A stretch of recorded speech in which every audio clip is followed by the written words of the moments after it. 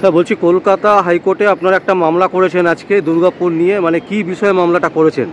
আপনারা জানেন, আমার দুর্গাপুরে আইকিউসিটিতে উড়িষ্যা জলেশ্বর থেকে আমাদের এক বোন, তিনি এখানে পড়তে এসেছিলেন, সেকেন্ড ইয়ার মেডিকেলের ছাত্রী। তাকে দুর্গাপুর আইকিউসিটিতে আর 7টা 58 মিনিটে তিনি বাইরে গিয়েছিলেন। সেখানে একদম মুসলিম 6 জন যুবক তাকে একা পেয়ে জঙ্গলের মধ্যে টেনে নিয়ে গিয়ে পরে তাকে গণধর্ষণ করেছে। আর সে সিরিয়াস অবস্থায় হসপিটালে ভর্তি আছে। তার মা বাবা এসছেন, তিনি বিচার চাইছেন। আজ পর্যন্ত মুখ্যমন্ত্রী তাকে না একবার ফোন করেছে, উড়িষ্যার মুখ্যমন্ত্রী ফোন করেছেন, উড়িষ্যাতে প্রতিনিধি দল বারবার এখানে আসছে, তাকে দেখতে হচ্ছে না। এবং আমরা দুর্গাপুর বিজেপির পক্ষ থেকে দুর্গাপুর সমস্ত মানুষকে সাথে নিয়ে আমরা থানা ঘেরাও করেছি, আমরা রোড অবরোধ করেছি এবং আমরা 5-6 দিন ধরে ঘোষণা করেছি, ধর্ণা মঞ্চ করেছি, যাতে পুলিশ নিরপেক্ষ থাকে, যাতে কেসকে প্রভাবিত করতে না পারে এবং ধর্ণাময় চলতে পারে। কিন্তু দেখতে পাচ্ছি আমরা দুর্গাপুর পুলিশ, 5-8টা পুলিশ, তৃণমূলের পুলিশ, তারা প্রতি মুহূর্তে আমাদের দুর্গাপুরের ঝর্ণা মঞ্চকে ভেঙে দেওয়া, আমাদের মাইকের তার কেটে দেওয়া এবং যারা ধর্ণা মঞ্চ করছেন রেকর্ড আছে মাইক, তাদেরকে হুমকি দেওয়া, কেসের হুমকি দেওয়া লাগাতার করে যাচ্ছেন।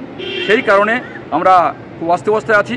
তাই মানুষের সমস্ত যারা আছেন, মানুষ চাইছেন যে ধর্মময় চলুক, দোষীরা শাস্তি পাক, তারা গ্রেপ্তার হয়েছে, আরও গ্রেপ্তার বাকি আছে, গ্রেপ্তার হোক, দৃষ্টান্তমূলক শাস্তি হোক, ফাঁসি হোক।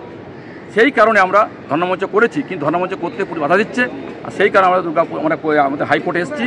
সে হাইকোর্টে এসে পরে ধর্ণাময় চলতে পারে তার একটি কেস, এবং যে বোনটি নির্যাতিত হয়েছে তার যেন বিচার পায় এবং পুলিশ যেন কোনো কেসকে প্রভাবিত করতে না পারে, তাই কোর্টের মনিটরিং কেস চলে বা কেস করতে পারি, মানে আইনি সাহায্য পেতে পারে। সেই কারণে আমরা হাইকোর্টে এসেছি 2টি কেস করার জন্য। 4টার মধ্যে আমাদের হাইকোর্টের রায় ঘোষণা হবে, আর ঘোষণার পরেই আমরা ধর্ণাময় চালিয়ে যাব।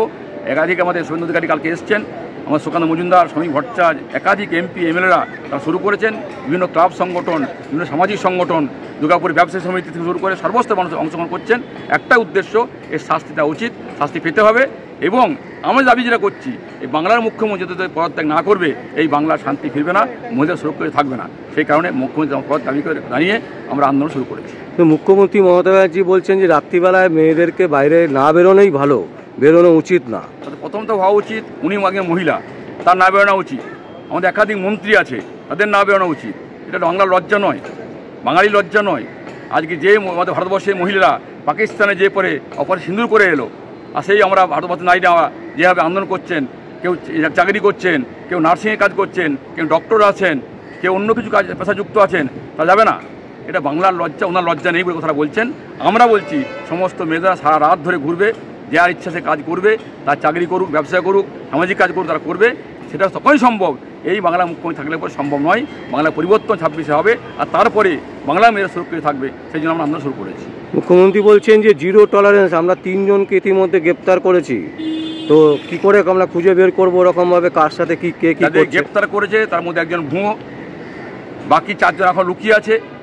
তারা সবই মুসলিম, তার ভোট ব্যাংক চলে যাবে। যাকে ধরে নিয়ে আসা হয়েছে, এখনও কেসে তাকে নিয়ে আসা হয়নি, কেস তার ডায়েরি রিসিভ করেনি, তাকে ঘরে এসে রাখা হয়েছে, ভালো মতো খাওয়ানো হচ্ছে। কারণ তারা দেখাতে চাইছেন যে আমরা তোমার পক্ষে আছি, পাশে আছি, তার ভোট ব্যাংক চাই, 26-এ ভোট আছে। কিন্তু আমরা বলেছি শেষ থেকে ছাড়বো। কোর্টেও এসেছি, রাস্তাতেও আছি। শুভেন্দু কালকে ছিলেন, আগামী দিনে সমস্ত নেতৃত্ব কালকে আসবেন। সারা বাংলা জুড়ে আন্দোলন শুরু হয়েছে, কলকাতা আন্দোলন আছড়ে পড়েছে।